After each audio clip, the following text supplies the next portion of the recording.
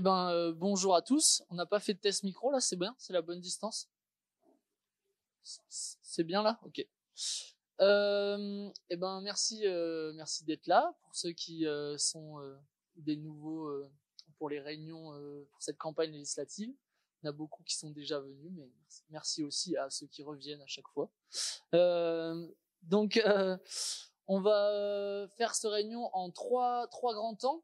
On va d'abord présenter un petit peu, déjà nos candidats, présenter un peu le sujet qui nous intéresse ce soir, c'est-à-dire la jeunesse, la culture et tout ce que ça implique.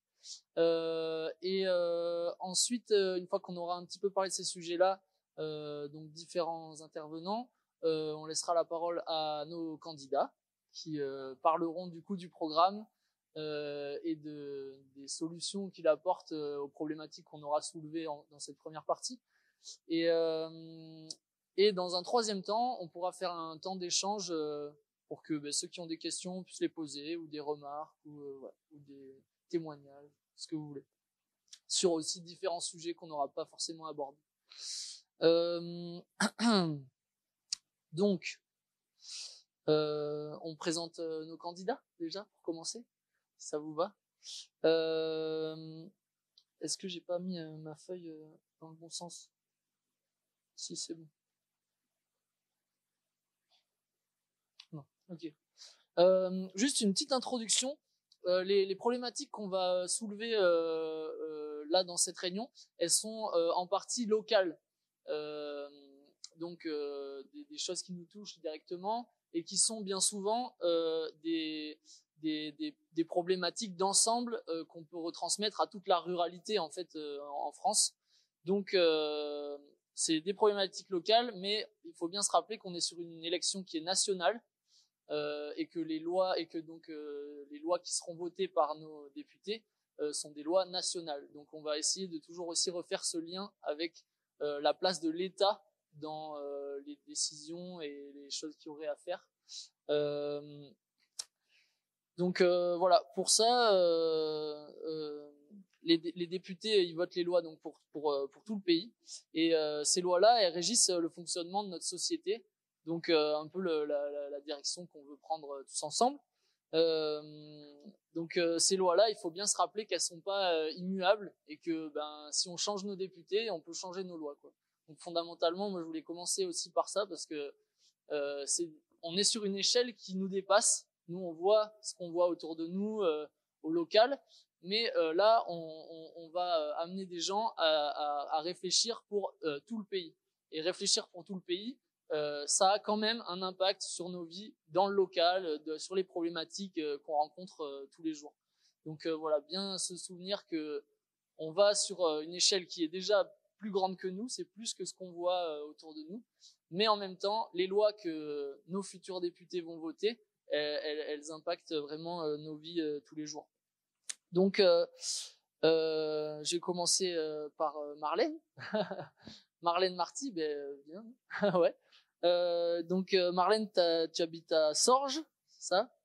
Eh bien, si tu veux, tu peux nous dire ce que tu fais dans la vie, et comment t'en es venu à t'engager en politique. Et puis peut-être nous présenter aussi la NUP, ce nouveau mouvement tout frais, tout récent. Merci Pablo. Alors, qu'est-ce qu'il faut que je dise? Où je vis et pourquoi je suis là. Ce que tu fais dans la vie et qu'est-ce que tu fais là. Okay. Donc, alors moi je suis formatrice en travail social et j'habite à Sorges. Alors pourquoi, qu'est-ce qui fait que je suis la suppléante de Cyril Girardot pour les élections législatives? D'abord, c'est parce que des militants m'ont demandé de réfléchir à la question. Voilà, le point de départ, c'est celui-ci. C'était le même point de départ pour Cyril. Au départ, on se connaissait pas en fait. Voilà, on nous a tous les deux, un certain nombre de militants nous ont demandé de réfléchir à cette question-là. On y a réfléchi et voilà, on a accepté. Alors pourquoi j'ai accepté? Parce que c'était cohérent avec ma trajectoire et c'était cohérent avec mes aspirations politiques. Finalement, moi je me suis intéressée aux questions sociales, droit du travail, retraite. Bon, c'est cette entrée-là qui m'a intéressée depuis que je suis étudiante. J'enseigne la sociologie. Bon, c'est peut-être pas pour rien. Enfin, voilà, les questions sociales m'intéressent particulièrement. J'ai jamais intégré aucun parti. Et en 2017, j'ai intégré la France Insoumise. Parce que la France Insoumise, c'est un parti. Et ce mouvement qui venait fédérer plusieurs forces de gauche, ça me... et donc aujourd'hui, du coup, ah oui, peut-être avant d'arriver à aujourd'hui, j'ai mené la campagne régionale sur une liste citoyenne soutenue par la LFI et le NPA. Donc là aussi, ça me convient bien. Un mouvement pluriel, voilà. Et aujourd'hui, du coup, très bien, c'est la nouvelle Union populaire. Donc on est sur un accord de l'ensemble des forces de gauche, PS, PC, ELV, Génération et LFI. Et on est sur un accord programmatique. On n'est pas sur un accord simplement électoral. Il y a 650 mesures qui sont directement accessibles en ligne. Et puis, on vous dira, on vous en présentera un certain nombre. Donc voilà. Merci. Et du coup,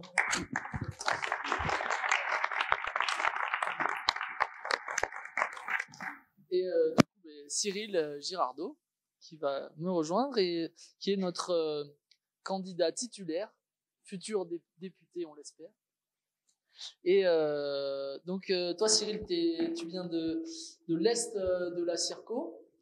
Tu as fait collège-lycée à Exideuil, local. et du coup, tu es fondateur et dirigeant d'une SCOP, une société coopérative, dans l'informatique. C'est ça? C'est ça. Globalement, c'est ça. Du coup, deux petites questions pour peut-être nous donner une idée du personnage. Qu'est-ce qui fait que tu en es venu à une société coopérative et pas une autre forme de société? Et puis, pareil, même question que Marlène, comment t'en es venu à t'engager en politique? Donc oui, avant d'être déjà une société coopérative, on a commencé par la créer en société classique. Donc, ça va nuancer un petit peu la petite chose. On a essayé de faire entrer directement un peu de démocratie, un peu mes idéaux qui sont clairement à gauche, directement dans cette structure-là, puisqu'il y a certains inconvénients, notamment au niveau des coopératives. Le suivi bancaire, qui est quasiment inexistant. Donc démarrer une entreprise déjà en informatique, vous avez 95% des banques qui vous refusent, même sans crédit, sans rien. L'informatique, non. Donc si vous démarrez avec une SCOP, c'était même pas la peine. Quand vous commencez non seulement avec ça, mais en plus le fait d'être jeune, automatiquement sans expérience selon eux, peu importe ce que vous avez vécu avant, sans salaire, sans revenu, trouver des gens qui sont prêts à s'engager dans le genre d'initiative dès le début, sachant que sans salaire, sans revenu, ça veut aussi dire si vous avez moins de 25 ans, même pas de parachute avec le RSA. Donc c'est vraiment sans revenu du tout. Donc c'est pour ça qu'on est passé d'abord par une société standard, on va dire pendant un petit peu plus d'un an. On a entamé la procédure de transition SCOP il y a 1 an et demi, et donc c'est validé définitivement par la Chambre du commerce et de l'industrie depuis 3 semaines. Il leur a fallu un petit peu de temps, puisqu'ils ont du mal déjà même à comprendre leur propre texte de loi. Donc voilà, ils ont du mal avec les scopes. Il y en a quelques-unes en Dordogne, mais ça leur avait pas suffi au niveau d'un point de vue expérience. Donc on est dorénavant 4 ouvriers et patrons de cette scope qui traite de l'informatique en général, mais donc sur quelque chose de très large, communication événementielle, jeux vidéo, ce qui nous permet de toucher un peu au monde culturel, un peu au monde de l'art quand on couvre de l'événementiel. Et derrière toute la partie technique. Après, sur le parcours militant, en effet, ça a commencé avec Exideuil, puisque je bloquais le lycée-collège d'Exideuil pour la réforme des retraites de 2010.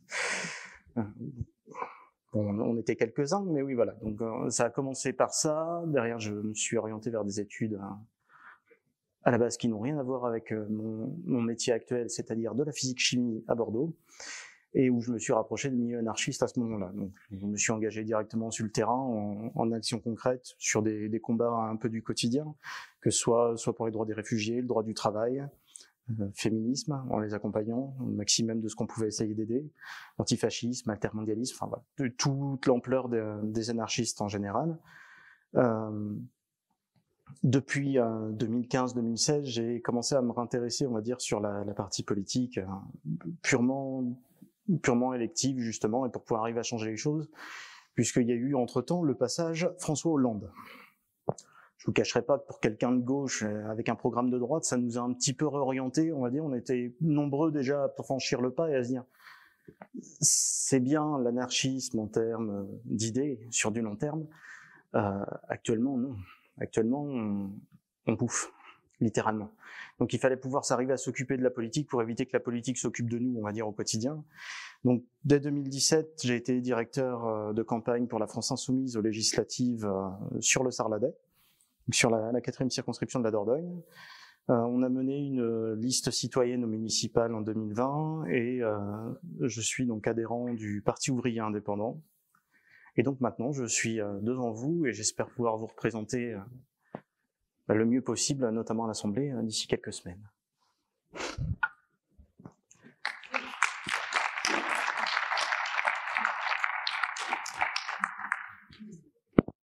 Eh ben, merci à tous les deux.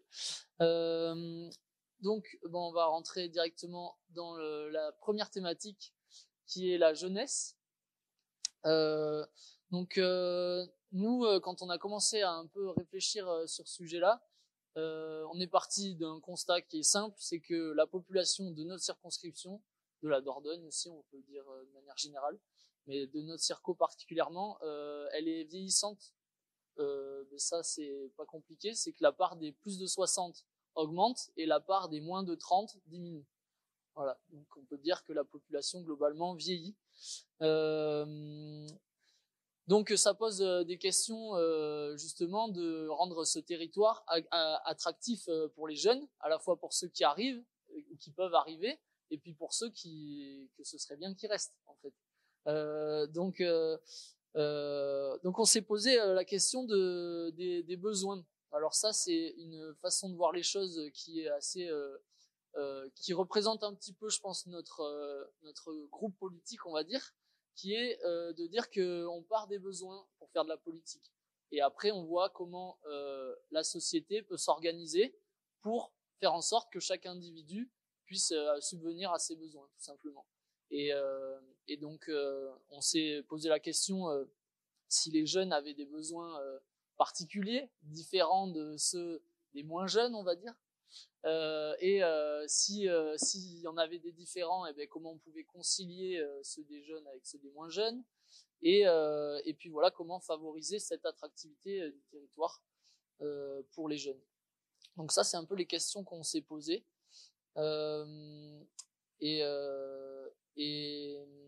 Donc dans les besoins qu'on a un petit peu listés, en fait, il y a des points forts du territoire et il y a des points un peu plus faibles ou à développer.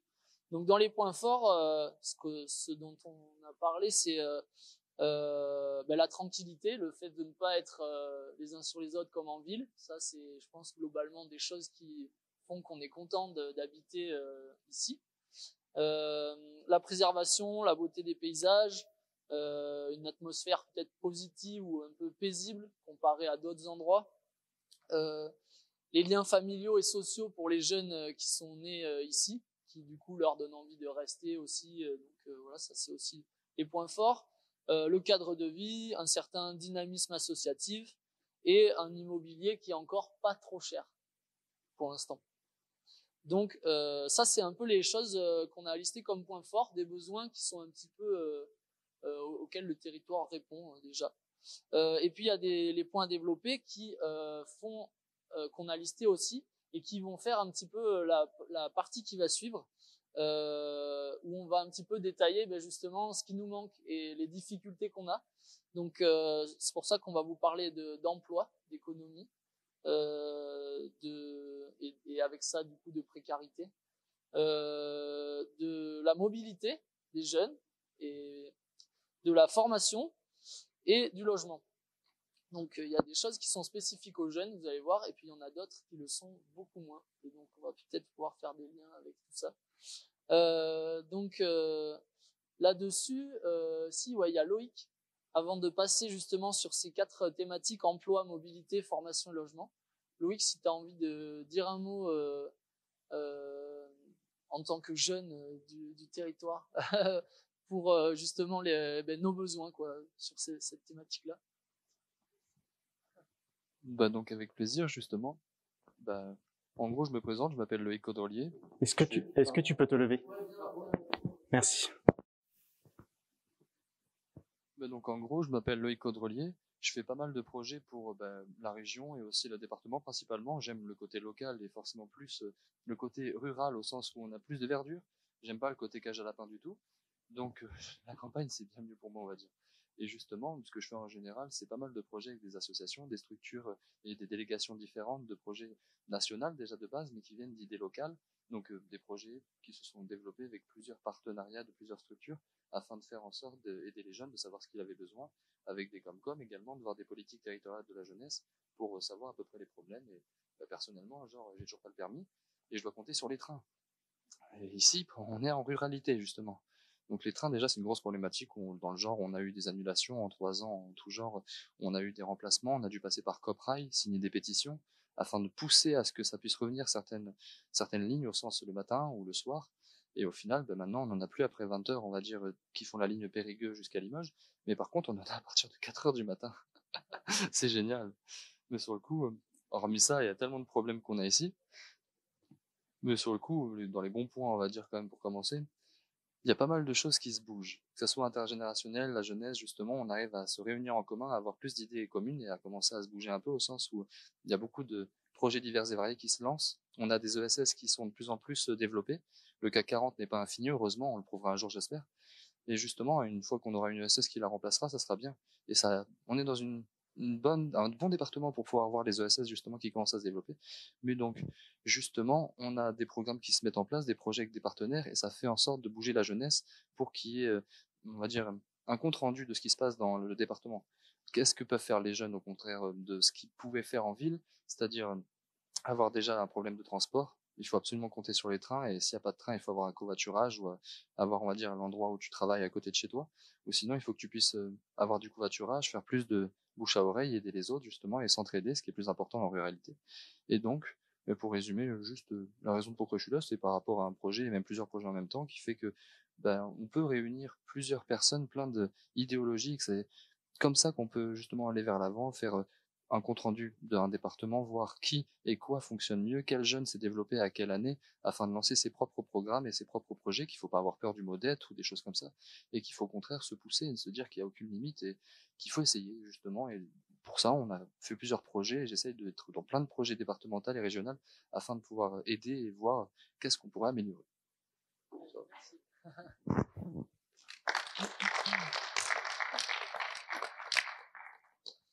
Merci Loïc. Et du coup sur ces thématiques-là que Loïc a encore évoquées, François, il va nous parler des problématiques d'emploi et d'économie en milieu rural.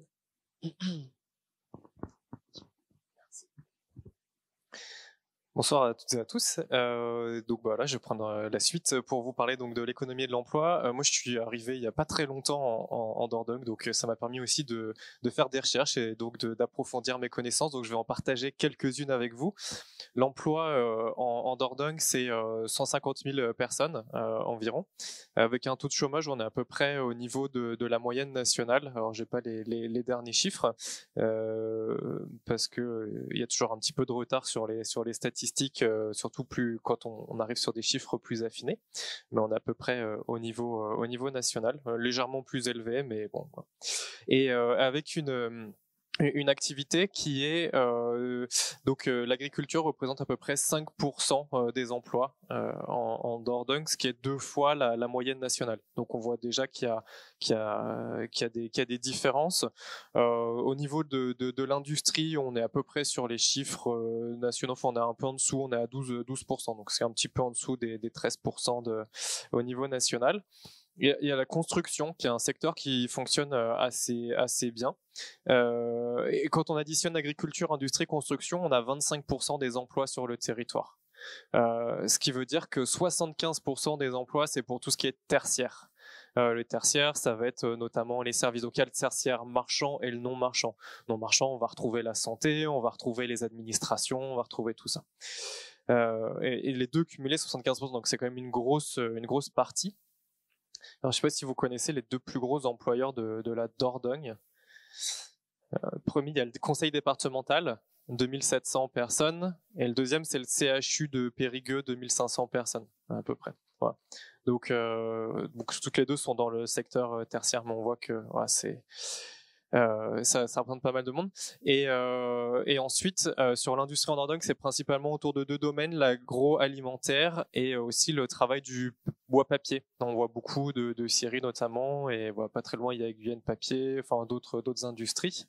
Voilà. Et puis après, il y a également le secteur du luxe. Alors, pour l'agroalimentaire, c'est très diversifié sur tout le territoire. Et ensuite, le bois, c'est un secteur qui est en recul aussi. Et donc du coup, c'est vrai que dans les thématiques, c'est que voilà le mode, l'emploi évolue quand même pas mal. On voit qu'il y a des nouvelles structures qui apparaissent, des difficultés pour trouver du travail, et des jeunes qui ont envie de se lancer, mais plus forcément de travailler pour des très grosses entreprises et très grosses structures. La question, c'est comment est-ce qu'on peut justement accompagner au mieux ces jeunes pour faire des emplois, travailler dans des emplois de demain aussi, voilà, avec toutes ces mutations qui s'opèrent actuellement. Et puis voilà, on parlait de l'agroalimentaire, mais par exemple le fait qu'on a énormément d'exploitations qui disparaissent, les exploitations vont grossir de plus en plus avec toutes les difficultés, enfin toutes les problématiques de pollution, voilà, de ces choses-là qui arrivent. Voilà.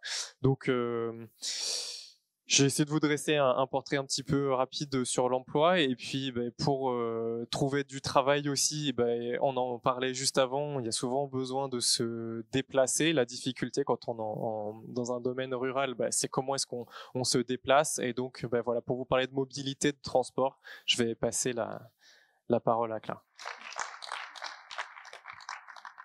Parce que oui, comme souligne François, j'apprends à personne que la Dordogne est un très grand territoire à faible densité.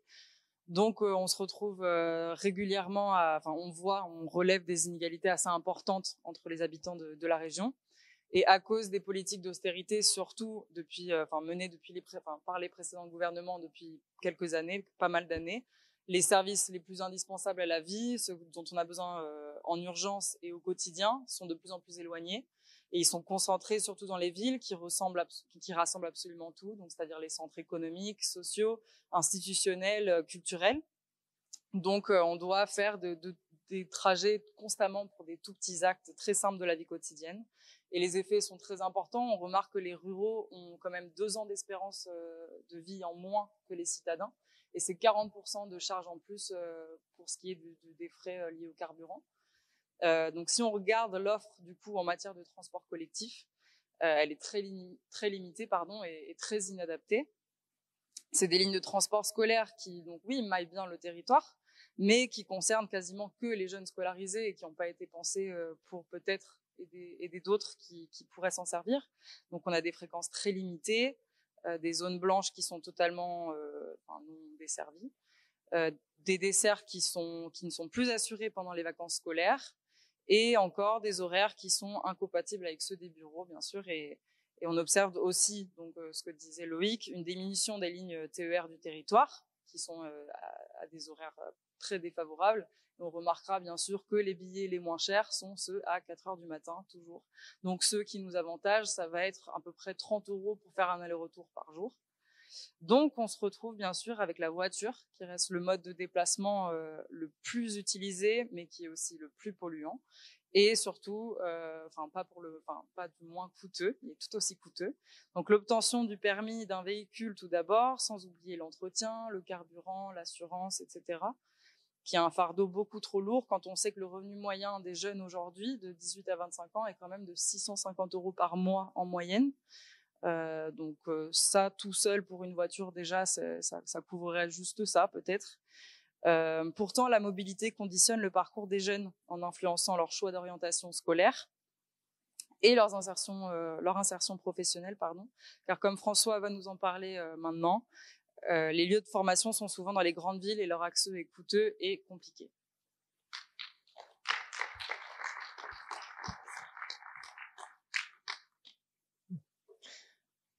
Bon, alors je sais pas s'il y a des gens qui sont allés à l'école ici. Alors j'ai entendu Exideuil, ou alors qui ont des enfants ou des petits-enfants, ouais, je sais pas qui vont à l'école. Généralement, quand on voulait faire des études, aller après plus loin, ça va être donc d'aller dans des lycées. Donc à Thiviers, par exemple, il y a un lycée, non, je sais pas si vous savez, sur les métiers du cuir et du bois. Donc c'est un lycée professionnel, c'est pas un lycée formation générale. Alors, ce qui correspond quand même à un besoin, enfin, un des secteurs d'activité du territoire. Mais après, sinon, c'est aller plus loin à Périgueux, au mieux. Là, on va trouver plusieurs CFA, on va trouver une école hôtelière. Mais sinon, ça nécessite d'aller quand même beaucoup plus loin. Je vous disais tout à l'heure que 3/4 des emplois, c'est en Dordogne, c'est dans le tertiaire, donc les services. Pour se former, par exemple, pour on parlait de l'hôpital, pour les soignants. À ma connaissance, en tout cas, je crois qu'en Dordogne, il y a pas de formation, donc ça veut dire aller plus loin. Aller plus loin veut dire il faut un logement, il faut se déplacer, etc. Donc tout ça, c'est de l'argent. Et pour des familles, ça peut représenter un budget quand même assez conséquent. Donc comment est-ce qu'on permet à des jeunes d'aller se former? Ça, c'est une vraie problématique. Et puis il y a quelque chose qui est en train de se passer aussi, c'est qu'en fait les métiers évoluent énormément, et en fait les métiers de demain sont pas du tout les mêmes que les métiers d'hier. Donc il y a une grande remise en question. Moi je suis en train de me former sur les low-tech par exemple. Je pense qu'il n'y a pas grand monde ici qui sait ce que c'est que les low-tech. On pourra en parler après, mais la seule école qui existe par exemple, elle est en Bretagne pour se former sur les low-tech. Voilà. Donc en fait il y a plein de métiers, juste pour dire qu'il y a plein de métiers qui sont en train d'arriver, les métiers du futur. Et comment fait-on pour adapter les formations à tous ces métiers? Voilà, donc je pense que ça c'est une grande problématique d'être visionnaire et pas uniquement de réfléchir avec le logiciel on a toujours fait comme ça. Voilà, on va être contraint. On voit avec tous les changements aussi qui arrivent au niveau climatique, on va avoir besoin de s'adapter. Donc voilà, on voit que tous les métiers doivent évoluer. Comment peut-on s'adapter et adapter les études? Voilà, donc j'en termine là en tout cas sur cette partie, et puis je vais passer de nouveau la parole à Clara pour vous parler donc la dernière partie sur la jeunesse, à savoir le logement, voilà, pour le logement des jeunes. Donc du coup, en effet, merci François. Donc en effet, c'est un constat qu'on peut relever à l'échelle nationale. Le nombre de jeunes de 18 à 24 ans vivant chez leurs parents a doublé entre 2016 et 2019 pour arriver à 61%. Donc je pense que vous vous rappelez de la période de 18 à 24 ans pour tout le monde. C'est vraiment le moment où il faut quitter le nid, sinon c'est néfaste pour tout le monde. Donc en partie parce que le salaire moyen est de 650 € par mois, mais pas seulement. En Dordogne, les habitats sont à 84% des maisons individuelles et la majorité des habitants, sont propriétaires, donc c'est-à-dire 67%, contre 58% nationalement. Ce qui nous donne quand même une petite idée de l'âge moyen des gens de la région. On constate un manque de logements à la location, de petites surfaces ou d'habitats partagés qui pourraient être accessibles pour les jeunes accédant tout juste à l'autonomie. Mais ce type de logement, moins onéreux, serait aussi attractif pour ceux qui veulent conserver leur autonomie, comme les personnes âgées ou en situation de handicap, ou encore les familles monoparentales qui sont en phase de transition. De cette manière, on pourrait réinvestir les centres-bourgs qui ont été dévitalisés par l'étendue des zones pavillonnaires et des zones d'activité économique en périphérie, donc tous ces hangars qu'on connaît tous beaucoup trop bien. Et de cette manière, il faudrait réhabiliter tous ces logements vacants, devenus vétustes. Donc, dans le nord de la Dordogne, c'est quand même 1 logement sur 10 qui est vacant. Et pour les rendre confortables et écologiques, parce que pour se chauffer aujourd'hui dans ces logements, c'est extrêmement coûteux. En les collectivisant, on pourrait permettre l'accès à des logements décents à ceux qui ne peuvent pas accéder à la propriété ou entreprendre des gros travaux de rénovation qui seraient aussi très coûteux. Donc la réhabilitation des centres-bourgs permettrait également de répondre aux problèmes de mobilité chez les jeunes et chez les personnes à mobilité réduite en réduisant le besoin de prendre la voiture pour se rendre dans les lieux de vie, de sociabilité et de service. C'est aussi un moyen de redynamiser l'économie et l'emploi dans nos villages et y favoriser les liens intergénérationnels. Et je rends la parole à Pavel.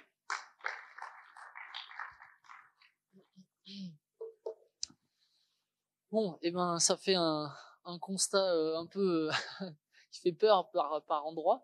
Mais après, Marlène et Cyril vont nous expliquer comment on va pouvoir justement organiser tout ça pour répondre à toutes ces problématiques-là. Et puis on voit bien que il y a des solutions qui seront des solutions pour les jeunes, mais en fait qui amélioreront la vie de tout le monde. Donc une politique pour les jeunes, en fait, c'est ce qu'il faut pour les vieux, on pourrait dire. Là-dessus, on va passer sur la deuxième thématique, qui a encore un besoin, je pense, pour tout le monde, les jeunes et les vieux, c'est la culture. Et là-dessus, on s'est posé la même question, à quoi répond, à quel besoin répond la culture. Et pour nous à la NUP, et je pense globalement à gauche depuis longtemps, la culture c'est quelque chose d'essentiel, qu'on ne peut pas se laisser dire que c'est pas essentiel.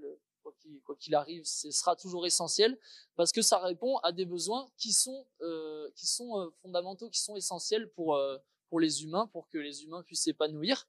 Donc ces besoins de lien social, de lien intergénérationnel, le besoin de se sentir entouré, de faire partie d'un groupe, voilà, c'est des choses qu'on retrouve dans différentes sphères culturelles. Les besoins de découverte, de beauté, d'apprendre des choses, les besoins de se lâcher, de sortir du quotidien. C'est des moments, en fait, la culture nous offre ces moments-là pendant notre temps libre, et elle nous fait profiter de notre temps libre, donc voilà, sur différentes voilà, dans toute la multiplicité des cultures qui puisse y avoir. Et puis en tant qu'acteur, c'est les besoins de créer, de s'exprimer, de se libérer, d'imaginer, qui sont aussi fondamentaux pour l'être humain. Si on enlève ça, je pense que c'est difficile pour l'être humain de s'épanouir, tout simplement. Donc voilà, des besoins essentiels qui en font un service public aussi important que tous les autres, en fait. Aussi important que l'éducation, la santé, la culture doit rester un service public. Et c'est le cas. Il faut quand même être honnête. En France, on a un service public de la culture qui est, on investit dans la culture beaucoup plus que partout ailleurs. Pour autant, on met des milliards, c'est vrai, mais comment on répartit ces milliards-là? Et c'est là que la question se pose. Donc encore une fois, on est sur la répartition des subventions ou des investissements culturels de l'État. Donc là-dessus, ce qu'il faut savoir, alors sur ce sujet-là, il y a Fanny Labrousse du Nantolia, de l'association Canopée qui s'occupe du Nantolia, qui devait intervenir. Et du coup, on a discuté. Et bon, j'interviens un petit peu à sa place, mais c'est un petit peu ce qu'elle voulait amener à ce moment-là. Un petit chiffre pour se rendre compte de cette répartition de l'État. Donc, le ministère de la Culture, c'est à peu près 4 milliards d'euros. J'ai plus exactement les chiffres. En gros, pour un habitant d'Île-de-France, l'État dépense 196 euros par an pour un habitant d'Île-de-France. Pour un habitant du reste de la France, c'est 21 euros. D'accord ? Donc, les subventions de l'État, elles vont d'abord à Paris, dans des endroits qui coûtent très très cher, le Louvre, l'Opéra de Paris, la Bibliothèque nationale, etc. Il y a 6 établissements comme ça à Paris qui représentent un 6e du budget global de la culture. Donc oui, on met du pognon, mais en fait, il va à Paris. Et quand c'est pas à Paris, il va dans les villes. Parce que quelles sont les structures subventionnées par l'État? C'est les scènes conventionnées, les scènes nationales, les pôles nationaux de l'art, des différents arts. Donc en fait, tout ça, c'est que en ville.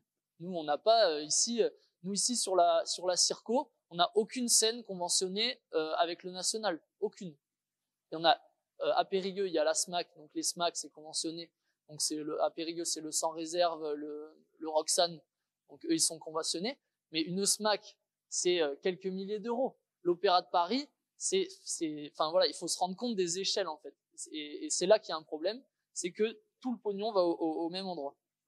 Nous, voilà, à Périgueux, il y a l'Agora de Boulazac aussi qui va être subventionné, et Mimos pour les arts de rue, voilà, pour le département. Voilà, ce qui est subventionné à l'échelle du département par l'État directement. Donc en fait, on se rend compte que l'État se désengage complètement de la vie culturelle de la province, quoi, et encore plus de la ruralité. Et ça, en fait, il laisse complètement la culture aux associations. Donc s'il n'y a pas d'association, ben, on se rend compte qu'il y a peu de culture. Alors il la laisse aux associations, il la laisse aussi aux collectivités locales. Pour se donner une idée aussi, la dépense publique globale sur la culture, c'est 58% les communes qui la font, 28% l'État, et le reste, c'est les départements et les régions. Et globalement, c'est les communes qui financent la culture. Donc ça, on peut aussi se poser la question, parce que nous, pour des petites communes comme ça, là, autour de chez nous, qui sont pas riches, quelle place il reste à la fin du budget dans l'année pour la culture? Et en fait, du coup, ça crée des énormes écarts. Donc on pourrait se dire, justement, les subventions de l'État, elles vont servir à lisser ces écarts de richesse entre les communes, entre les territoires. Et ben non, c'est le contraire que ça fait. Donc voilà, un autre petit chiffre. Donc là, nous ici, ça vit grâce au bénévolat, hein, globalement. Et là-dessus, il y a 40% des professionnels de la culture qui sont en Île-de-France, alors qu'Île-de-France représente 20% de la population. Donc 40% des professionnels qui sont sur Paris et autour. Donc ici, ça veut dire qu'on a beaucoup moins de gens dont c'est le métier de faire de la culture, que ce soit être artiste ou ou en proposer, quoi, ou bosser dans l'organisation culturelle. Donc voilà, c'est ce qui est gênant en fait là-dedans, c'est que la culture qui est globalement subventionnée par l'État, elle profite à ceux qui ont déjà un capital culturel qui est important. Et c'est ça qui est un petit peu un peu révoltant là-dedans, c'est que l'État parce qu'après il y a toute la partie où l'État investit dans la culture via l'éducation, etc. Du coup là c'est un peu plus lissé. Mais le budget ministère de la culture, il va pour des gens qui ont déjà à la fois les moyens de se la payer et déjà le capital culturel en fait d'aller à l'opéra, d'aller dans ces scènes-là qui coûtent très très cher, qu'on subventionne énormément. Mais voilà, donc c'est ça qui est fondamentalement assez grave aussi, c'est que au lieu que ces sous pour la culture servent à la démocratiser, en fait on se rend compte qu'elles servent à continuer ces inégalités sociales, à les perpétuer, quoi.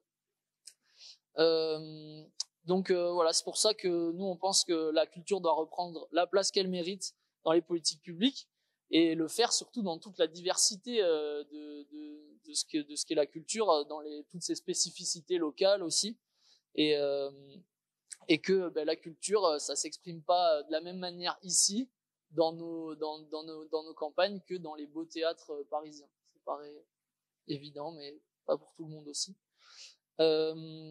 Voilà. Alors il y a une deuxième problématique qu'on voudrait aborder aussi rapidement. C'est le défi qu'on a, parce que effectivement la culture elle existe chez nous grâce justement à ce bénévolat, à ces assos, et faut pas non plus leur jeter la pierre aux collectivités locales qui font ce qu'elles peuvent avec l'argent qu'elles ont. mais ça rentre en concurrence avec aussi différentes choses qui nous prennent du temps sur nos loisirs et qui sont parfois des logiques marchandes, etc., qui rentrent pas en concurrence directement en fait, mais juste on a un temps de loisir et on l'occupe de différentes manières. Et le défi pour nous, acteurs de la culture, c'est d'amener des gens qui n'ont pas l'habitude d'occuper leur temps à aller au théâtre, au concert, voir une exposition, etc., d'arriver à les amener à le faire. Et du coup, là-dessus, on a Lionel qui est là, si tu veux me rejoindre.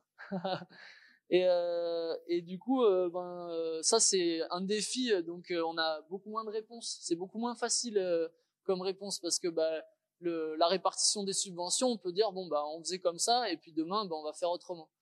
Ça c'est une question plus ouverte du coup. Donc non, oui, voilà la difficulté. Je vais juste rebondir et terminer sur ce que tu disais par rapport au subventionnement. Le problème, c'est vraiment une question nationale déjà qui nous empêche d'avoir, nous, du monde dans nos salles.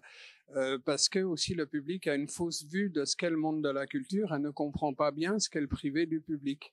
C'est-à-dire que tout le monde trouve normal d'aller voir en festival, d'aller voir des gens qu'on va payer au chapeau avec 6 comédiens.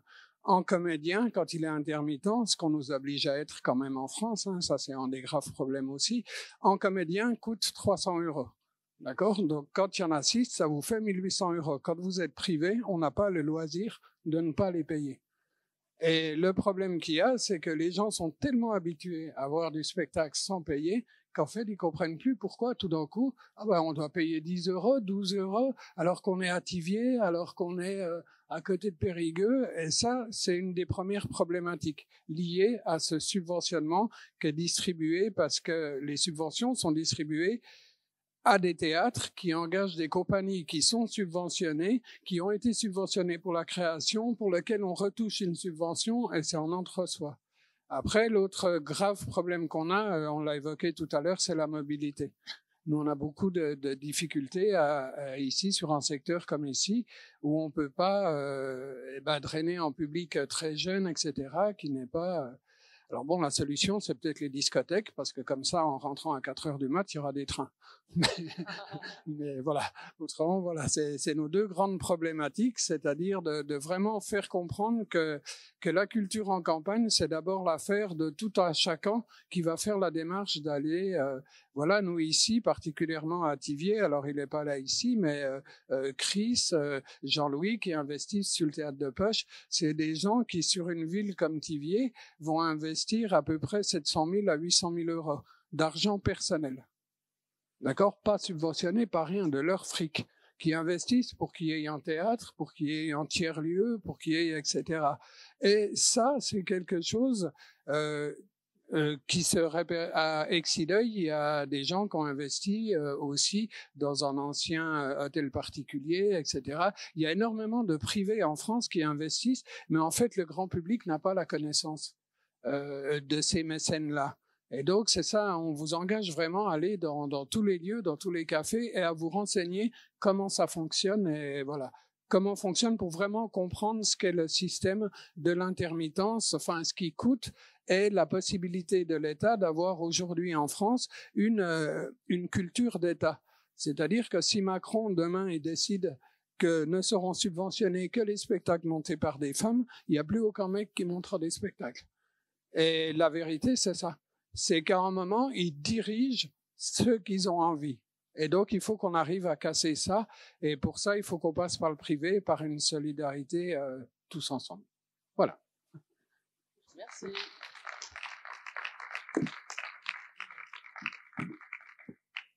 Bon, je vais laisser la parole du coup à nos candidats, en commençant par Marlène. Merci beaucoup pour cette première partie particulièrement travaillée, particulièrement précise. Du coup, ça met un peu la pression. Moi, je vais juste redire 2 chiffres qui ont été dits, pas plus. 1/4 des jeunes qui vivent sous le seuil de pauvreté, la moitié qui vivent chez leurs parents. Rien que ces 2 chiffres-là, ils mettent en avant l'ampleur du problème au niveau de l'émancipation. La question qui se pose, c'est l'émancipation des jeunes. Donc la situation, elle est suffisamment grave d'un point de vue économique, social, pour que la nouvelle Union populaire, pour que à la nouvelle Union populaire, nous prenions ce sujet de manière très sérieuse et que dans notre programme, il y ait des mesures globales, cohérentes entre elles et surtout qui permettent d'avoir en effet cette approche large, de ne pas y rentrer par le petit bout. En effet, nous ne voulons plus de politique au coup par coup. Actuellement, quand une mesure est favorable pour les jeunes, c'est rare, mais ça arrive quand même. Je pense à l'exemple les repas au Crous à 1 euro pour les boursiers. On va être contre, favorable à ça.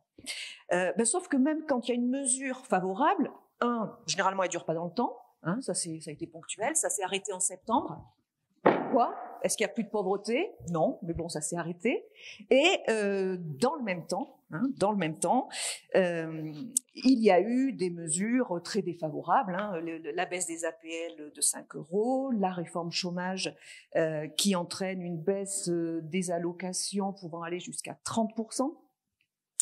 Donc, il va sans dire que nous réformerons les réformes, nous abrogerons les réformes de l'assurance chômage, nous abrogerons la réforme concernant les APL. Et juste une petite remarque quand on parle assurance chômage, notre ministre, Madame Borne, qui a piloté cette réforme clairement de droite, hein, mais Madame Borne, elle nous est présentée aujourd'hui comme étant une femme politique de gauche. Bon, je sais qu'ici personne ne s'y trompera, hein, on sait où elle est la gauche. Donc nous voulons très clairement rompre avec cette politique actuelle de précarisation générale et qui touche particulièrement les jeunes. Mais nous voulons rompre aussi avec des représentations qui tendent à être dominantes et qui sont erronées concernant la jeunesse. Que ce soit sur les scènes politiques, médiatiques, on entend tout le temps, enfin assez souvent, toujours la même petite musique, hein, avec peu de couplets, mais le refrain, il est souvent là. Et qu'est-ce qu'il dit, ce refrain ? Il y a de plus en plus de délinquants juvéniles, ils sont de plus en plus jeunes, ils sont de plus en plus violents. Alors, je vais lire une citation qui est très connue, hein, que je pense que vous connaissez. Nos jeunes aiment le luxe, ont de mauvaises manières, se moquent de l'autorité et n'ont aucun respect pour l'âge. À notre époque, les enfants sont des tyrans. Vous la connaissez, j'imagine. Comment ? Ouais. À notre époque, on l'écoute, ça fait très contemporain. Eh bien, en fait, oui, en effet, Socrate. Donc, la représentation des jeunes, de moins en moins respectueux, de plus en plus violents, etc. Visiblement, c'est quand même beaucoup plus compliqué que ça. Une autre petite musique qui ronronne aussi, sur l'assistanat. Notre programme prévoit la mise en place d'une allocation d'autonomie pour les jeunes de 1 063 €. C'est le seuil de pauvreté, parce qu'on estime que personne ne doit être en dessous du seuil de pauvreté. Donc, nous voulons mettre en place cette mesure et nous ferons en sorte qu'elle soit systématique, comme l'ensemble des allocations.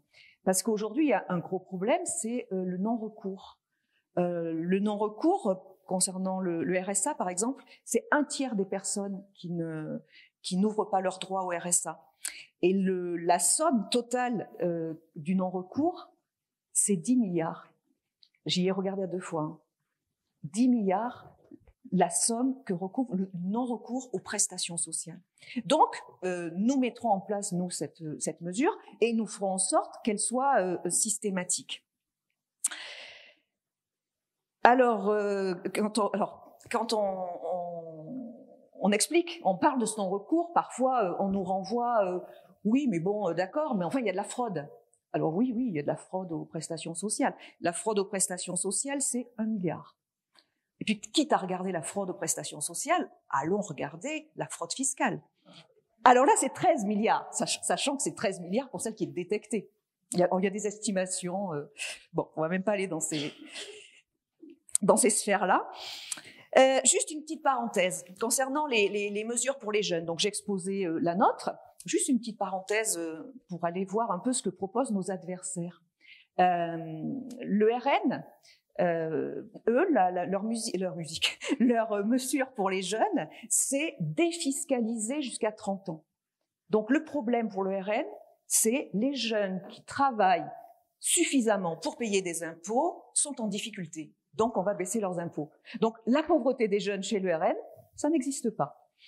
Donc, moi, avec tout ça, là, avec ma conviction, ces arguments, quand je rencontre des personnes pendant la campagne, ou pas que d'ailleurs, que je présente notre mesure, notre programme, je suis sereine. Je me dis, mon argumentation est implacable quand je parle de ça à des personnes modestes.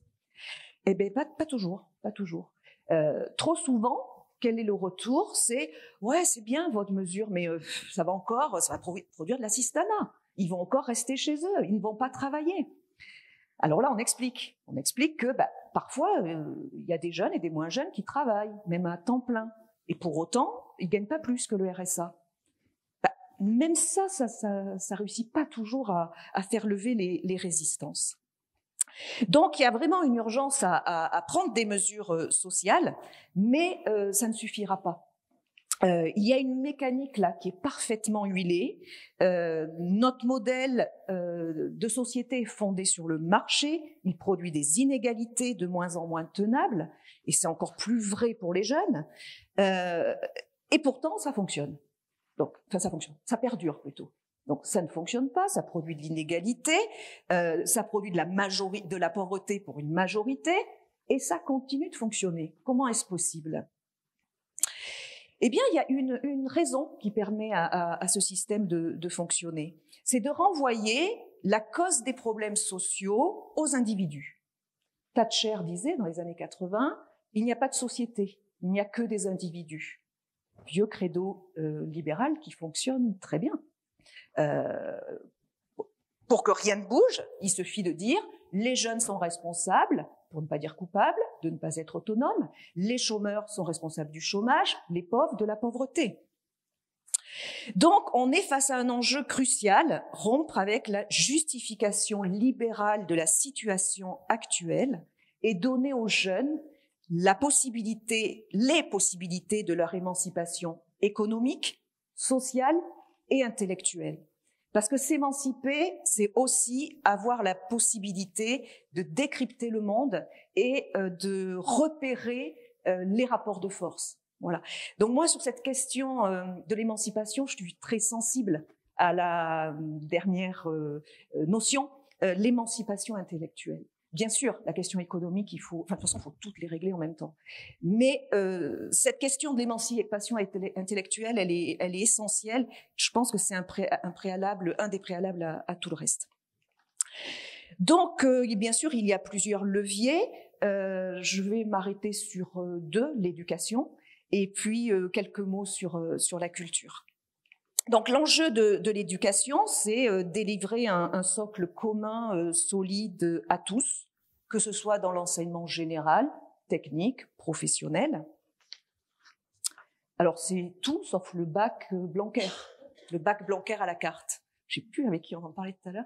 Moi, je suis hyper remontée contre ce truc parce que je suis maman d'une lycéenne et je suis également enseignante dans le supérieur. Alors là, aux deux niveaux, je vois ce que c'est que la catastrophe du bac Blanquer. D'ailleurs, quand on voit qu'une fois qu'il a enlevé les maths, au bout d'un an, il se dit « Ah oui, il n'y a plus les maths, ah ben oui, on va les remettre », on voit déjà le sérieux de la réflexion. Donc, en effet, on est avec un bac, c'est fromage ou dessert. En tout cas, c'est tout sauf un bac qui vous permet d'avoir un socle commun solide de compétences, de connaissances.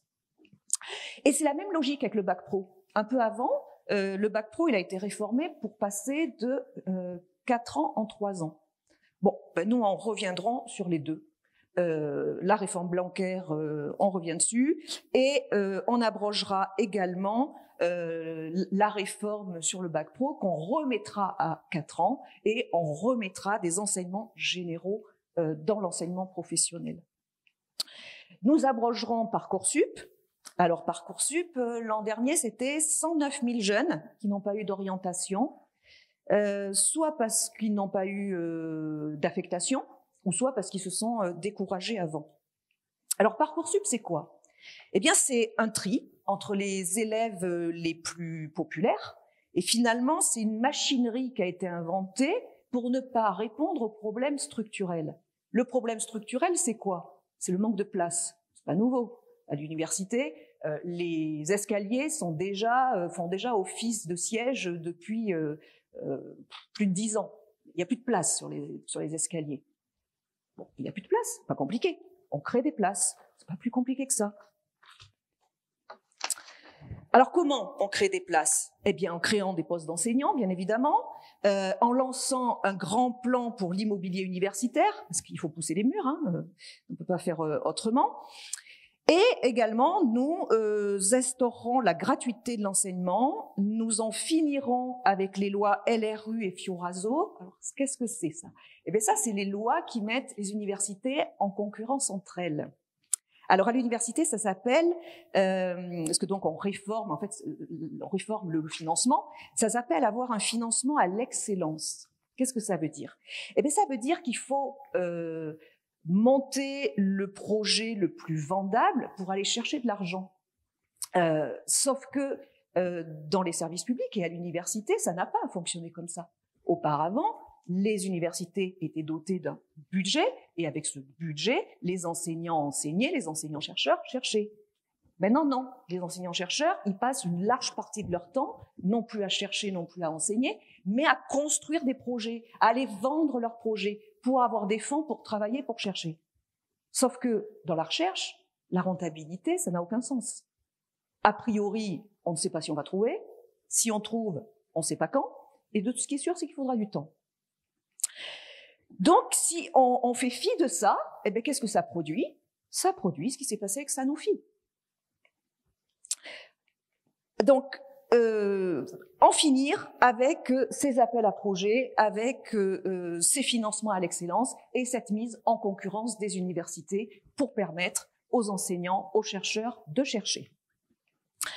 Nous alignerons par le haut les moyens octroyés entre les filières.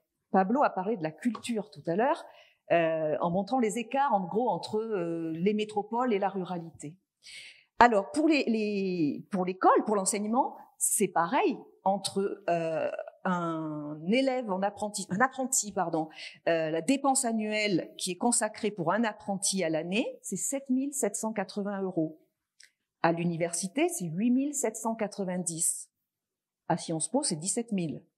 À l'ENS, c'est 42 000. Donc, il y a des écarts considérables au niveau des fonds publics qui sont adressés aux différents lieux d'apprentissage. Et là où on en donne moins, c'est là où il y a les plus populaires. Là où il y a plus de fonds, c'est là où c'est ceux qui ont le plus de capital économique, social, qui s'y retrouvent.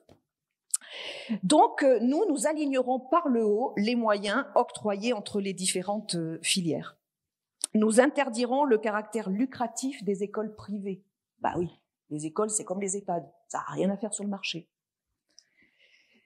Donc l'éducation tout au long de la scolarité, de l'enseignement général, universitaire, technique ou professionnel, mais en dehors de l'école, du centre d'apprentissage, du lycée, de l'université, eh bien en dehors de ces lieux-là, la culture, elle s'acquiert tous les jours dans des lieux et avec des supports différents. Alors ça peut être à la bibliothèque, au concert, au musée et autres, et dans des associations culturelles et à plein d'endroits. Donc la culture est un vecteur d'émancipation, mais à condition qu'elle ne soit pas considérée comme une marchandise. Depuis plusieurs années, le service public de la culture subit des plans d'austérité. En 2022, il y a eu une augmentation importante du budget, 7,5%. C'est en compensation du Covid, très bien. Mais cette augmentation-là ne doit pas masquer le manque, la baisse des budgets depuis 10 ans.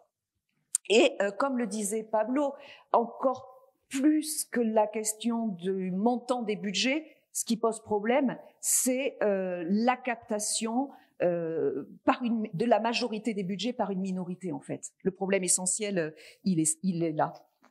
Donc, pour répondre au budget dans sa globalité, quand même, nous le montrons, le budget, nous l'augmenterons à hauteur de 1% du PIB. Mais encore une fois, augmenter le budget ne suffira pas. Le problème principal, c'est aujourd'hui la captation d'une majorité des fonds par une minorité. Donc nous, qu'est-ce que nous ferons? Eh bien, nous redonnerons leur capacité d'action aux associations par des conventionnements durables, par des financements durables. C'est la même logique qu'à l'université. À un moment donné, une association culturelle est agréée, eh bien, l'État doit, et les collectivités locales, assurer des conventionnements financiers sur la durée. Et donc, les artistes, eh bien, ils s'occupent de faire leur travail. C'est pas leur travail, encore une fois, d'aller courir après des budgets, d'aller remporter des appels à projets. Parce que dans cette affaire-là, les plus modestes, les plus petites structures sont toujours lésées. Parce que plus il y a de concurrence, plus les grandes structures vont être armées justement pour aller remporter l'appel à projet. Il y aura même des salariés qui ne feront que ça. On parle de métier support. Sauf que l'association modeste, où il n'y a majoritairement que les artistes, ben c'est ce temps de travail-là pour aller chercher de l'argent, c'est du temps de travail au détriment de la culture. Ensuite, cette culture, il faut la rendre plus accessible. Et il faut aussi garantir garantir des conditions de vie acceptables aux artistes. Et je pense notamment aux intermittents. Donc, nous revaloriserons le régime des intermittents. Nous reviendrons sur la réforme assurance chômage. Ça aura un impact direct pour les intermittents. Nous titulariserons les précaires et les permittents du service public, parce que le service public n'est pas en reste pour précariser les siens. Nous mettrons en place la gratuité des musées. Nous encadrerons la tarification de l'offre. Je pense notamment au ticket de cinéma qui a été multiplié par 16 en 30 ans. Et enfin, nous généraliserons la gratuité des prêts en bibliothèque. Donc, l'émancipation de la jeunesse, elle passera par une refondation des services publics, de l'éducation, de la culture, mais également par des instruments démocratiques. Alors, dans notre programme, il y a la 6e République, il y a l'instauration du RIC. Aujourd'hui, non seulement les institutions de la 5e République souffrent d'un déficit démocratique, mais les dérives sécuritaires, pour ne pas dire les violences policières, sont de plus en plus inquiétantes et les jeunes en sont particulièrement victimes. Alors, on a un exemple en date, là, une jeune femme de 21 ans abattue par la police, alors que le conducteur refusait d'obtempérer, selon la formulation officielle. Mais au-delà de ça, c'est souvent au cours de l'exercice de leurs droits de citoyens, de manifestations, que les jeunes, et pas que les jeunes d'ailleurs, sont mutilés, éborgnés, mains arrachées, et même certains perdent la vie. Je pense à Rémi Fraisse, militant écolo de 21 ans, pour ne citer que lui. Donc les jeunes sont nombreux à être présents dans les mouvements en faveur de l'environnement, et ils ont raison.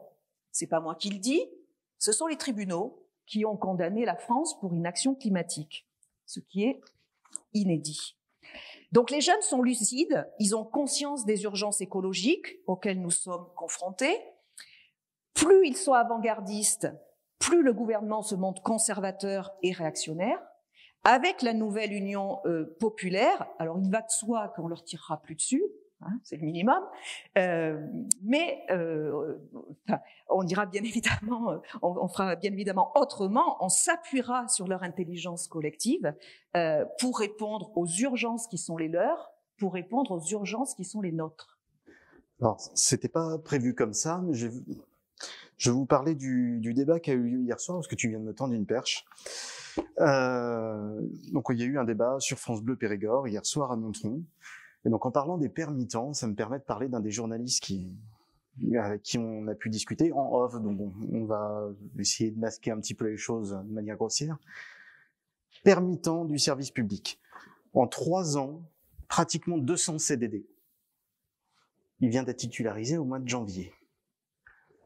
C'est un bon exemple. Mais après, en bon exemple, là justement, qui se sont passés hier, on a eu le cas de Charlotte Jousserand qui demande à notre camarade Martial Perrouni pourquoi il se présente, puisqu'on a plus ou moins le même programme finalement, pourquoi on travaille pas ensemble. Donc ce à quoi j'avais répondu que c'était peut-être à eux en fait, dissidents, de se positionner là-dessus. Apparemment, ils se sont positionnés, alors de manière assez ignoble. Certains des cadres du PS ont décidé de déposer plainte contre le PS. Déjà, ça commence bien, puisque ils ont demandé à ce que le PS ne puisse pas se prévaloir de l'accord pour ne pas pouvoir exclure les dissidents du parti qui se sont présentés hors de l'accord. Donc le tribunal de Créteil vient de valider la chose. Donc le PS ne peut pas les exclure directement. Donc pour une fois, je vais citer quelqu'un d'autre du PS, donc la numéro 2, Corinne Narassiguin, j'espère que j'écorche pas son nom. Au moment où le rassemblement de la gauche et de l'écologie connaît une véritable dynamique politique, certains membres de notre parti, Germinal Perrault, donc qui est capable d'attaquer en justice mais n'est pas capable de la respecter, certains membres de notre parti ont souhaité faire le jeu de la majorité présidentielle et dévoilent ainsi leurs véritables intentions en s'attaquant à la NUPES, par tous les moyens de procédure et en se tournant, y compris vers les juges, à en rajouter qu'ils ne respectent pas. Une telle convention nationale, comme ils l'ont exigé, n'aurait pu être organisée dans les délais impartis avant la date limite de dépôt des candidatures. Cela n'est d'ailleurs pas contesté par les requérants, démontrant ainsi leur seule volonté de nuire à une dynamique politique. Nous considérons en outre que le débat de fond sera tranché par le congrès du PS qui se tiendra à l'automne 2022.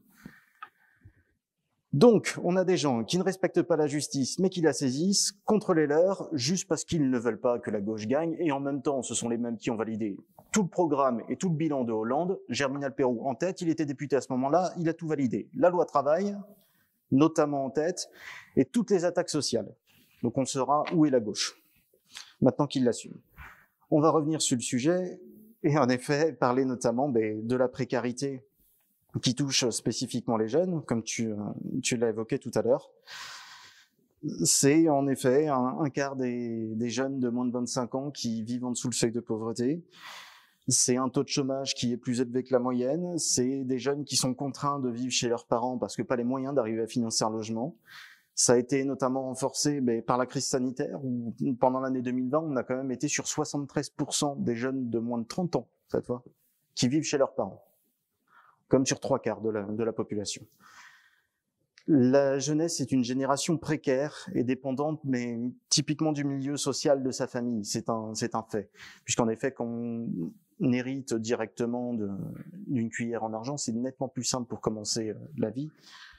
Et c'est quelque chose sur lequel on reviendra, puisque de toute manière, il n'y aura plus d'héritage supérieur à 12 millions d'euros, ce qui leur laisse quand même quelques centaines d'années de SMIC. Ils vont quand même voir les choses venir. Faut pas s'inquiéter pour eux.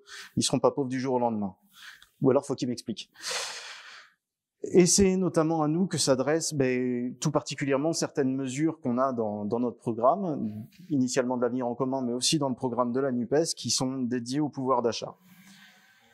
Typiquement, la volonté d'éradiquer intégralement et définitivement la pauvreté en ne laissant plus personne vivre en dessous du seuil de pauvreté. Donc aujourd'hui à 1063 €, demain à 1103.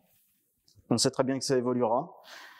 Et comme tu le disais tout à l'heure, en effet, certains de nos opposants, le Rassemblement national, avec leur suppression d'impôts pour les moins de 30 ans, sont en avance, parce qu'ils sont à des années-lumière.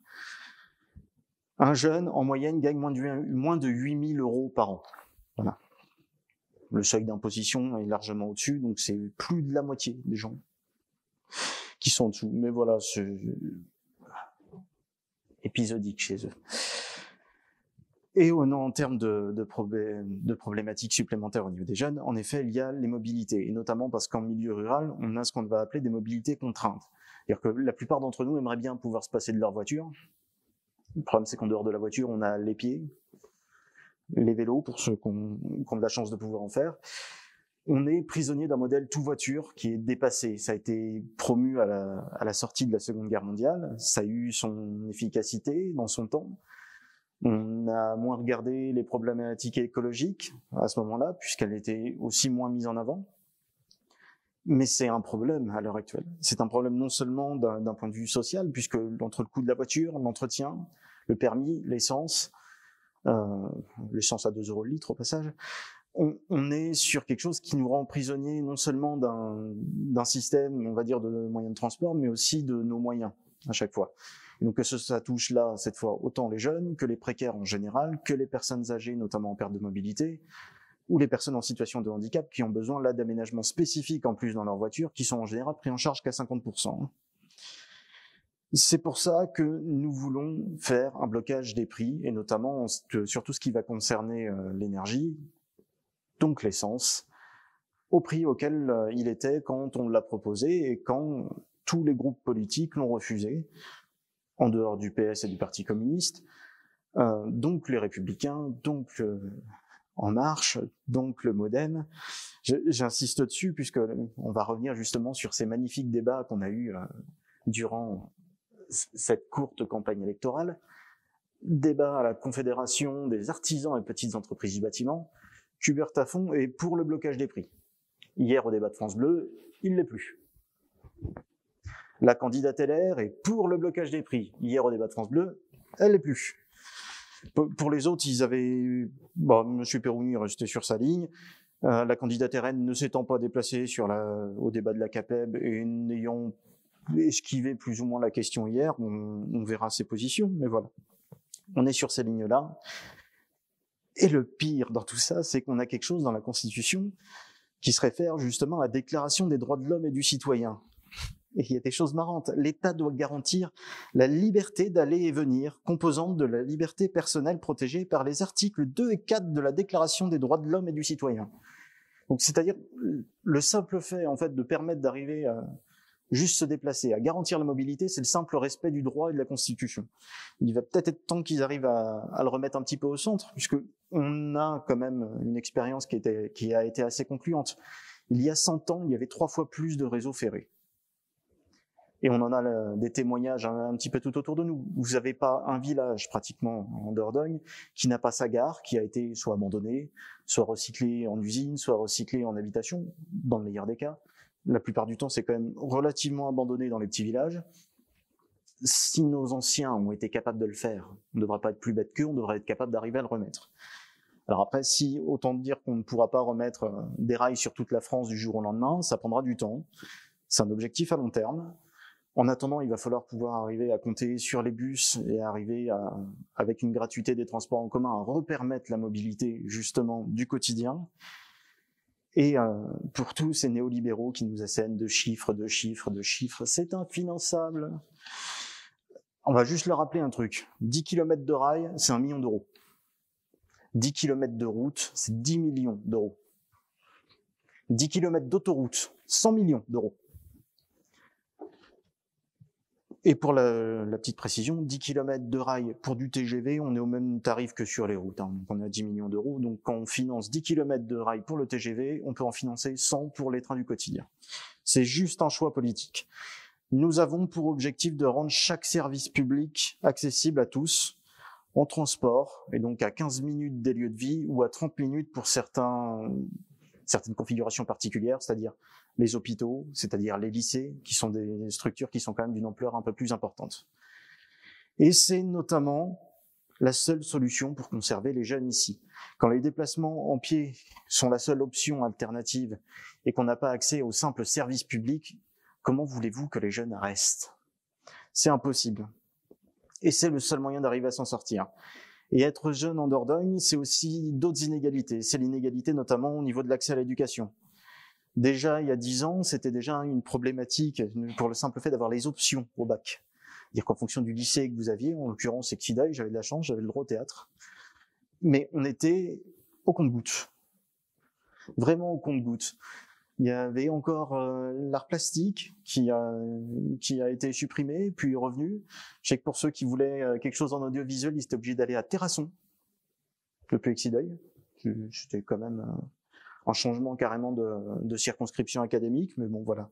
Donc forcément maintenant avec la réforme Blanquer et son bac à la carte, bah, c'est de pire en pire. Donc bon, c'est vrai qu'il y a l'épisode sur les mathématiques où ils s'aperçoivent maintenant que c'est essentiel après l'avoir enlevé, mais de toute manière, quand vous aviez déjà ces problèmes sur le simple fait des options, imaginez-vous bien qu'il y a certaines matières qui sont du coup devenues optionnelles alors qu'elles l'étaient pas, qui deviennent inaccessibles justement dans certains lycées. C'est ce qui fait qu'il y a une différence de traitement évident, puisqu'un bac d'ici ou un bac de Bordeaux ne vaudra plus la même chose derrière au niveau des études post-bac. Et qu'est-ce qu'on pourrait dire justement de la formation professionnelle, puisqu'en effet, il y a certains domaines qui ne sont pas traités localement, mais pas traités pratiquement nationalement. Et dont un CAP qui est un petit peu particulier, la maintenance informatique. Quelque chose qui devrait être quand même relativement courant, vu le monde dans lequel on vit. Un CAP en maintenance informatique, il y a 8 lieux en France qui forment dessus. C'est moins de 200 postes, 200 places par an.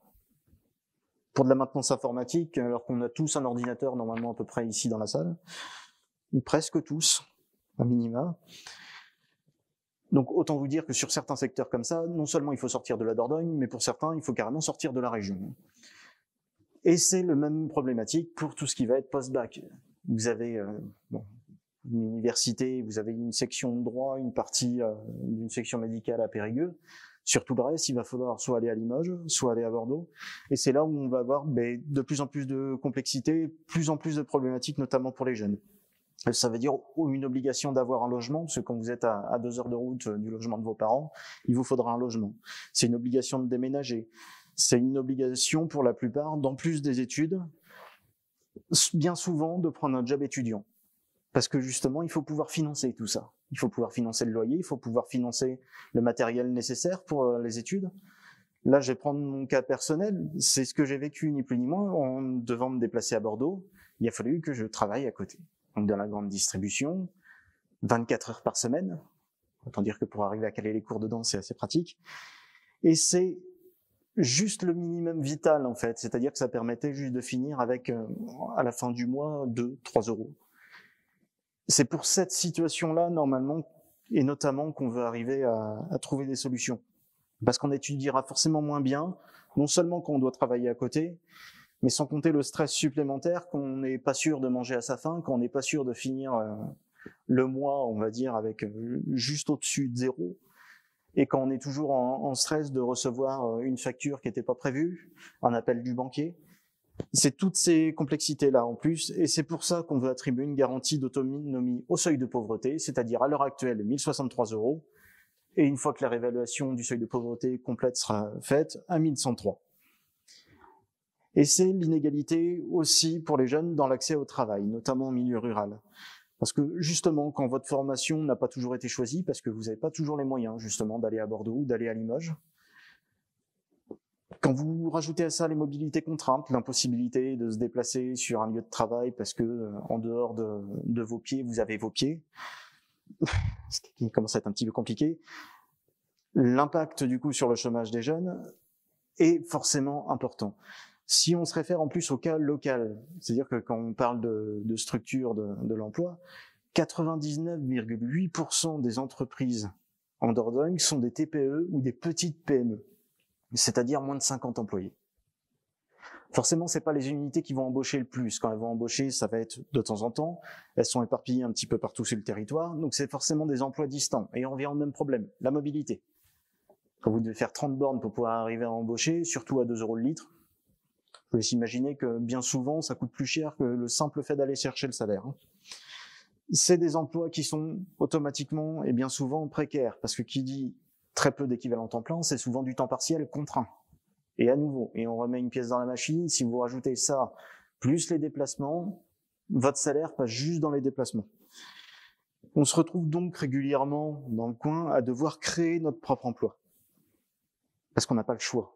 Parce que le travail existe, parce que l'argent existe, et que si il y a des initiatives locales comme celle qui est notamment portée par la mairie de Ribérac actuellement pour développer un territoire zéro chômeur de longue durée, ça reste très localisé, c'est 20 communes, ça va être 130 personnes qui peuvent être concernées à terme, c'est extrêmement faible par rapport au nombre de chômeurs qui sont dans ces situations-là, et bien souvent, les jeunes, en plus, évitent ce genre de structure puisque ça a tendance à les enfermer un petit peu. Parce qu'ils ont peur de pouvoir arriver à retrouver un autre emploi différent en dehors de ces structures-là. Et donc là, on va parler à nouveau de cette chambre des commerces dont j'ai évoqué tout à l'heure. Il y a un défaut d'accompagnement qui est global là-dessus, notamment par rapport au mythe qui a été notamment lancé par Monsieur Sarkozy et qui a servi, on va dire, à ubériser un peu toute la société. L'auto-entreprise en son temps, la micro-entreprise maintenant, c'est un leurre. Malheureusement, on ne peut pas arriver à tous arriver avec ce système-là à s'en sortir, puisque les cotisations sociales qui sont versées sont globalement ridicules. Donc ça veut dire une couverture sociale, vous me passerez le terme, minable, une retraite minable, des conditions de travail minables. Vous vous blessez, vous avez un minimum pour 15 jours sans revenu. Au-delà de ces 15 jours, c'est prélevé par rapport à... C'est un montant qui est journalier, qui est uniquement sur le chiffre d'affaires. Peu importe ce que vous gagnez, peu importe, c'est par rapport au chiffre d'affaires. Autant dire que si jamais vous vendez de la marchandise, ça va. Si vous vendez du service, vous allez absolument rien récupérer.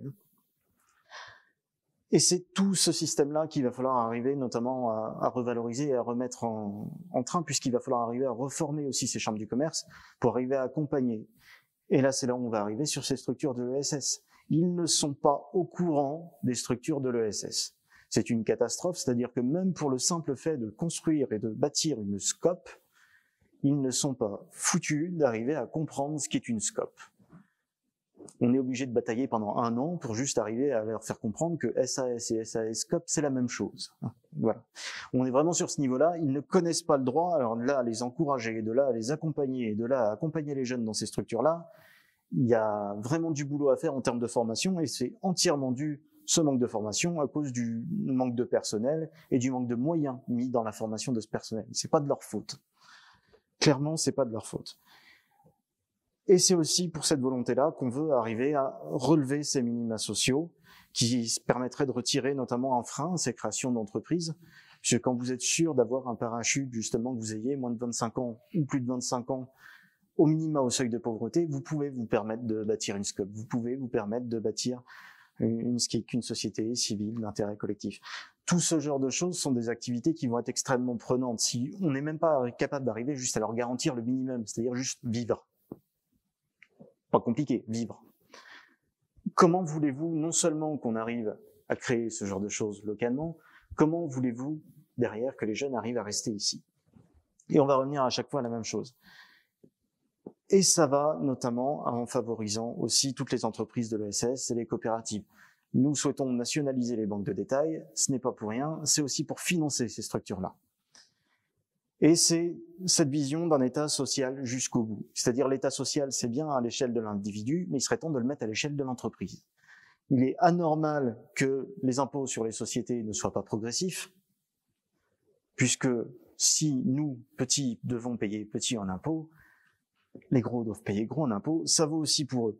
Et ça va pour tout ça, y compris pour l'augmentation du SMIC qui est nécessaire, mais qui est insupportable pour la plupart des petites TPE, que ça mettrait en faillite pratiquement du jour au lendemain pour certains. Il faut que cette caisse de compensation soit complètement financée par les grosses entreprises qui s'en mettent plein les poches, Total en tête. Vu les scores qu'ils ont fait là récemment, Total en tête. Et toujours en termes de financement, et en termes d'inégalité, il y a l'inégalité dans l'accès aux loisirs en général. Et ça va toujours être cette éternelle quête en fait qu'on a dans notre monde politique de la reconquête du temps libre. C'est ce petit triangle rouge qui a été expliqué maintes et maintes fois. C'était 8 heures de travail, 8 heures de loisirs, 8 heures de repos. Depuis, on a quand même avancé, on est rendu aux 35 heures, le but c'est d'aller plus loin. Parce qu'il faut absolument, justement, que la culture, les loisirs ne soient pas accessibles qu'à une petite élite.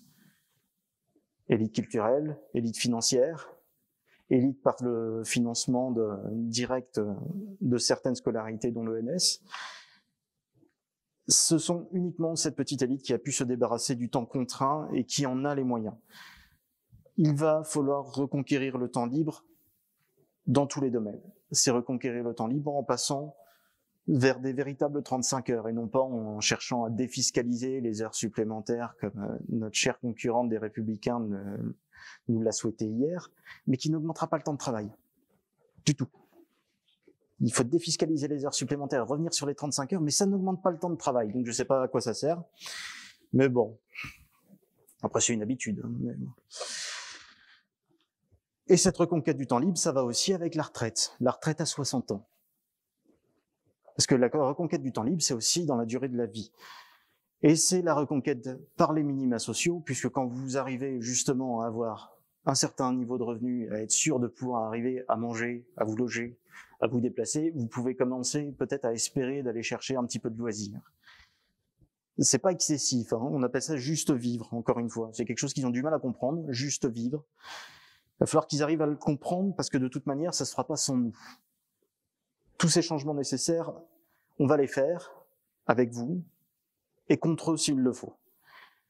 Et notamment, mais comme tu l'avais dit tout à l'heure, Marlène, pour pouvoir permettre justement aussi toute cette création artistique qui est nécessaire, notamment localement, il faudra permettre que ces subventions soient pluriannuelles, ne soient pas attribuées au projet, comme tu l'as très bien décrit, mais c'est surtout pour pouvoir arriver à permettre à certaines associations de devenir plus grosses potentiellement, de pouvoir employer des gens, puisque là on va arriver sur un problème permanent.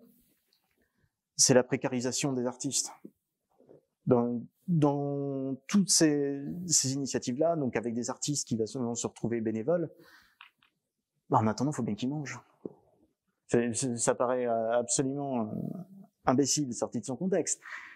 Tout travail mérite salaire, ça vaut aussi pour l'art. Bon, alors je l'ai dit, tout travail mérite salaire, sachant que la seule solution que M. Kubert-Tafon avait trouvée pour le manque de médecins, c'était de trouver des stagiaires. Voilà, hein, on n'est plus à ça près. Mais clairement, il va falloir arriver à laisser de la place non seulement à la culture, mais à la jeunesse. Parce que la jeunesse a été critiquée, les jeunes ont été critiqués pour leur indifférence politique. Les 5 dernières années nous ont plutôt prouvé l'inverse. C'est un engagement sans relâche pour la justice sociale, pour la justice climatique. On ne va pas oublier les marches climat, c'est essentiellement les jeunes qui ont alimenté initialement le mouvement en faisant grève le vendredi, les lycéens. C'est des marches historiques, justement, pour aussi les manifestations féministes, antiracistes, passant par les mobilisations contre Parcoursup, qu'on abrogera, la présence massive dans toutes les grandes mobilisations sociales du pays, puisque les jeunes étaient aussi parmi les gilets jaunes. C'est une génération engagée qui s'est exprimée tous les jours pendant 5 ans. Face à cela, le gouvernement de Macron a fait preuve d'un aveuglement politique, d'un refus de dialogue, grande habitude, les grands débats, où les rapports ont été bizarrement classés sans suite. En réponse à toutes ces mesures antisociales, il a préféré une classe qui se tient sage. L'image des lycéens et des lycéennes de Mantes-la-Jolie, agenouillés, les mains derrière la tête, les militants écologistes pacifiques, assis, gazés, sur un pont, à 5 cm de leur visage, c'est ça les symboles de la Macronie. La jeunesse française n'a pas accepté cette violence sans réagir, elle s'est mobilisée dans la rue, pour tous les soutiens, notamment contre les violences policières, et elle le fera encore demain s'il le faut. Que ce soit en soutien à ce qui s'est passé aux États-Unis avec Black Lives Matter, aux victimes des violences policières ici, à l'appel du comité pour Adama, face à l'arsenal judiciaire répressif de la loi sécurité globale. Je pense que Jean-Louis, ça te parle, ça. Il est grand temps d'affirmer que tous les jeunes de notre pays ont le même droit à construire leur avenir que ce qu'ont eu les anciens sous les auspices de la même maxime républicaine. Liberté, égalité, fraternité. C'est pas compliqué non plus. Donc les 12 et 19 juin, il y a un bulletin de vote avec le V de la victoire. Donc votez et faites voter pour la NUPS, parce que ce vote, ce lendemain, il est entre vos mains aussi. On n'y arrivera pas tout seul et on aura besoin de vous. Et c'est parce que c'est grâce à vous que cet autre monde sera toujours possible. Un autre monde avec le SMIC à 1 500 €, avec la retraite à 60 ans et 40 annuités, avec l'éradication de la pauvreté, avec la bifurcation écologique, la reconstruction de nos services publics, et pour un monde qui enfin écoute et s'occupe de sa jeunesse. Et donc ça fera plaisir à Jean-Luc Mélenchon. Je vais citer François Mitterrand. La jeunesse n'a pas toujours raison, mais la société qui la frappe a toujours tort. Alors le 19 juin sera à nous. Donc longue vie à la NUPS, longue vie à tous les partis qui la composent, et vive le peuple.